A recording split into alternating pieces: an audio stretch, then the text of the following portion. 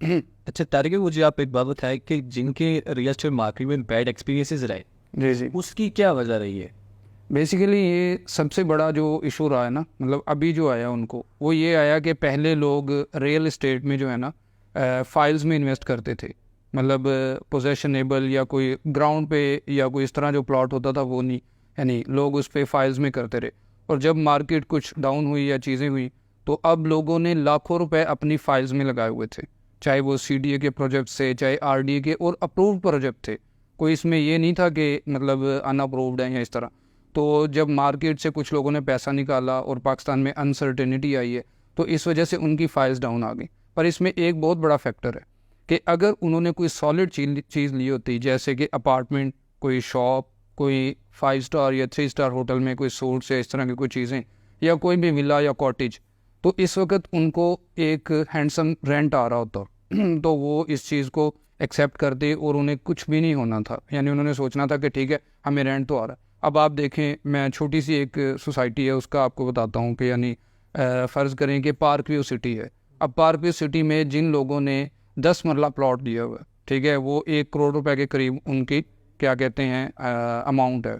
मतलब फ़र्ज़ करें, तो जिन लोगों ने 60-70 लाख रुपए अपना पे किया हुआ है, अब उन्होंने 60-70 लाख पे किया है और अब उनको जो पे की हुई अमाउंट है वो ही नहीं मिल रही। यानी कि ऑलरेडी डेप्रिसिएशन भी लग चुका उन्हें, और डिवैल्यूएशन भी हो गई, और अपनी अमाउंट भी नहीं मिल रही। पर अगर यही उन्होंने कोई शॉप, अपार्टमेंट या कोई भी चीज़ ऐसी ली होती, एक तो वो ग्राउंड पे चीज़ होनी थी, पोजेशनेबल होनी थी, और वो यानी एक्वायर हो रही होनी थी किसी भी जगह पे, तो उसका जब उन्हें रेंट आ रहा होता, मैं कहता हूँ कि अगर 0.5% भी आपको रेंट आए, यानी 1 करोड़ रुपए का, 10 मिलियन का, अगर आपको 50,000 भी रेंट आ रहा है, तो आप खुद देखें आपको यानी साल में कितना रेंट आ जाता है।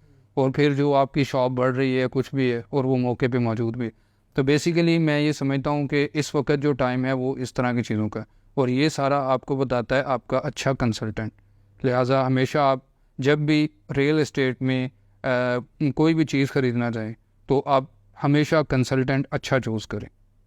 और वैसे भी कंसल्टेंट डॉक्टर की तरह तो होता ही है। ज़ाहिर है एक कंसल्टेंट हमेशा डॉक्टर की तरह होता है, और मैं समझता हूँ कि इन्वेस्टर को भी चाहिए कि जब भी वो कोई भी यानी चीज़ ख़रीदता है या करता है, उसके बाद उसे चाहिए कि वो अपने कंसल्टेंट के साथ कंटिन्यूसली कांटेक्ट में रहे, और जो भी वो मशवरा देता है वो उस पर अमल करे। अच्छा तारिक भाई, ये जो एक और मेन कंसर्न जो मुझे आ रहा है, फॉर एग्जांपल तेरे सॉलिड जो चीज़ है वो महंगी होती है, जी बिल्कुल। वो एक बड़ी अमाउंट आपको चाहिए होती है कि आपको स्टार्ट करने के लिए। बिल्कुल। तो कुछ ऐसे इन्वेस्टर्स भी हैं, कुछ ऐसे लोग भी हैं जो कि इतनी बड़ी अमाउंट पे नहीं कर सकते। Exactly yes. और साथ में ये भी है कि अगर फॉर एग्जाम्पल वो सोसाइटीज़ में जाना चाहते हैं, देखिए अभी आपने कहा कि आप सॉलिड चीज़ की तरफ आए, जी लेकिन सोसाइटीज़ में अगर वो जाना चाहते हैं, ये सोसाइटीज़ के बारे में आपका क्या विजन है, क्या सोच है इस बारे में? जी बिल्कुल। अब ये बिल्कुल कैटेगरी है, यानी ज़रूरी नहीं है कि सारे लोग ही सॉलिड चीज़ ख़रीद लें, क्योंकि सॉलिड चीज़ जो इस्लामाबाद में है वो मिलियंस में है, यानी कि वो ज़ाहिर है कोई बंदा।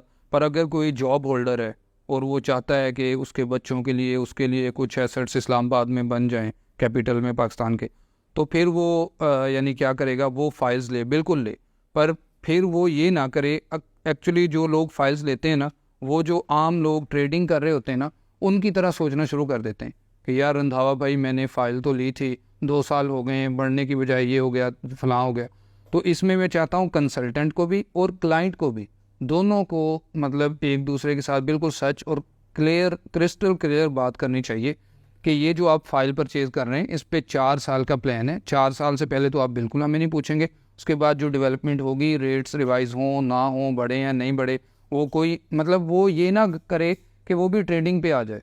एक्चुअली लोग करते क्या हैं कि बड़ी खुशी से आते हैं, फ़ाइल ले लेते हैं, और वो सोचते हैं कि यार ये तो साल बाद या 6 महीने बाद डबल हो जाने चाहिए, ठीक है। तो ऐसा बिल्कुल नहीं होता। तो वो ज़रूर सोसाइटी में प्लॉट लें, मतलब किसी भी सोसाइटी को वो चूज़ करें, उसके मतलब सारी डॉक्यूमेंटेशन, लीगल एस्पेक्ट्स देख के उसके बाद उसमें इन्वेस्ट करें।